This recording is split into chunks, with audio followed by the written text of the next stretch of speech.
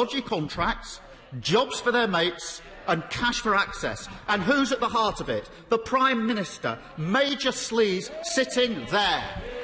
Mr Speaker, meanwhile, he talks about priorities. Crime is going up.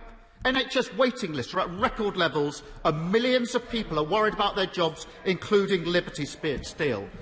Mr Speaker, don't the British people deserve a Prime Minister they can trust and a government that isn't mired in sleaze, cronyism and scandal?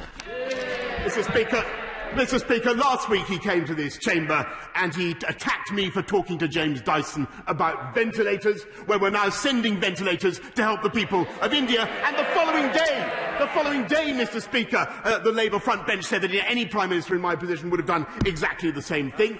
It wasn't only a few months ago that they were actually attacking Kate Bingham, saying she was a crony when she helped to set up the vaccine task force that delivered millions of vaccines for the people of this country, Mr Speaker, and helping us to get out of the pandemic. This is a government that is getting on with delivering on the people's priorities. We're rolling out many more nurses, 10,000 more nurses in the NHS now than there were this time last year, 8,771 more police officers on our streets now than there were when I was elected, including tougher sentences, Mr Speaker, for serious sexual and violent criminals, which he opposed, Mr Speaker. We're getting on. And by the way, I forgot to mention it.